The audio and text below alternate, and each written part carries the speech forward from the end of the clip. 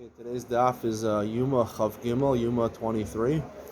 On the bottom of Chav Beis Amud Beis, the Gemara has an Agadita. The Gemara says, Mipnei ma nena Shaul, 3 lines from the bottom. Neshamachal al kvodo. Why was Shaul punished? That led to that he was punished and that he ended up sinning by Agag, that he didn't kill him. What led to this? Because originally he was machal on his kavod.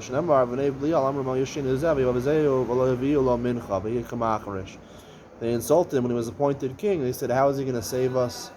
And he was quiet. He didn't respond to their insults. And then the Gemara says, what happened afterwards? That he got into a war with the Ammonim. He won the war, and Rashi continues and he says. Basically, this Gemara is just adding on. It's saying another time that he was melech on his kavod, and then after he won the war, the people originally insulted him should be killed because we see he is a good king, and he said don't kill anybody. So you see, the art scroll and Rashi learn is that he was melech on his kavod twice. That's what the Gemara is saying. But Amar Rabbi Yochanan Mishum you know the kol tam chacham she'enu nokim v'noter kanachash eno tam chacham. The Gemara brings that it's bad. It's seemingly a bad thing not to take a nakama like a nachash if you're a Talmud Chacham, and Shaul was a Talmud Chacham, and he didn't take nakama. A couple of questions on this Gemara. First of all, Neshamachal Kvodo. Seemingly, the Gemara is saying, why does the Gemara not bring a Gemara in Kiddushin? The Gemara in Kiddushin says that a melech shemachal kvodo ein kvodo machal.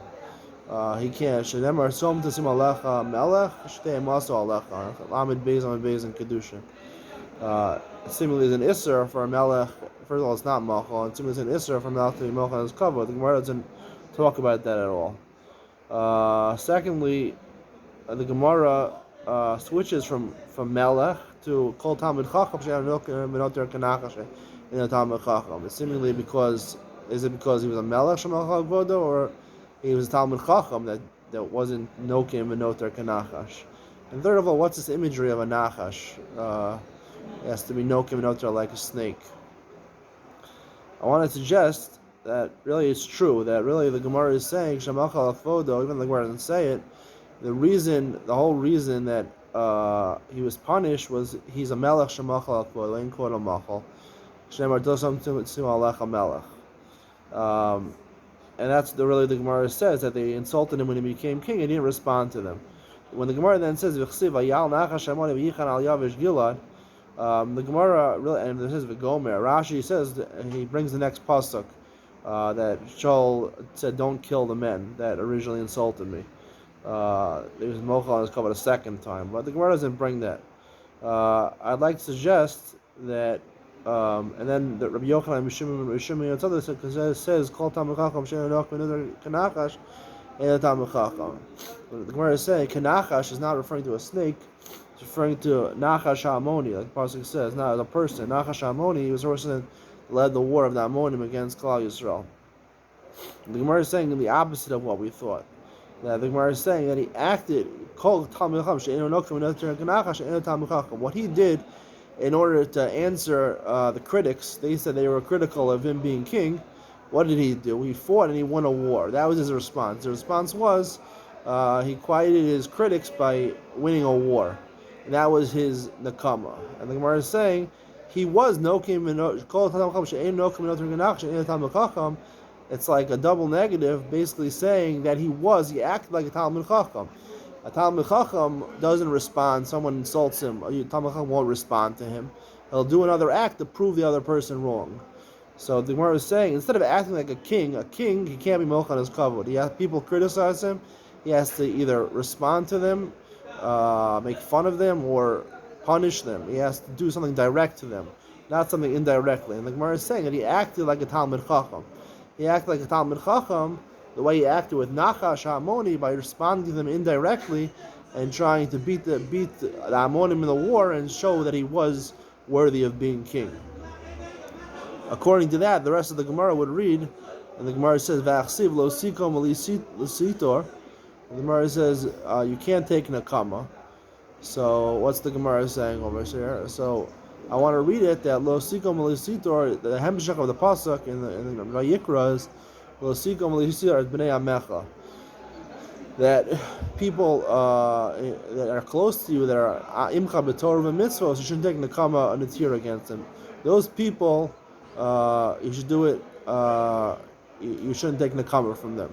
It's mashma that by goyim, Nachash Hamoni was a goy, so that is a proper way of taking nekama and netira. And Maran says ahu b'mamonu dichsiv. They were saying that's talking about a monetary transaction by goyim, or people that are not bnei amecha, nothing to do with a personal insult. And the Gemara continues, "Usar the gufa low," and the Gemara, it's not a question. The Gemara later on says, "Usar the gufa low." Usar the gufa. When you get insulted, that's not the way to act. A king shouldn't act that way by an indirect response. That Tanya is a proof to that. I love me.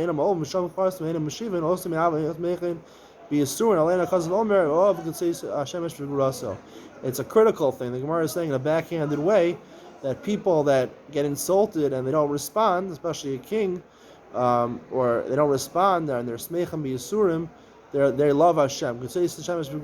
They're compared to a setting sun. It's not necessarily a positive thing. It's a critical thing of people like that. And when you get insulted emotionally, the gufa, you have to respond directly. And then the Gemara continues, "La'olam denakit le'belibe," and the Gemara is saying the problem was that he held it in his heart and he responded indirectly. And on that, the Gemara asks, "V'hama Rava," but Rava says, It says, "Call anyone, even a king, should be mocha on his kavod."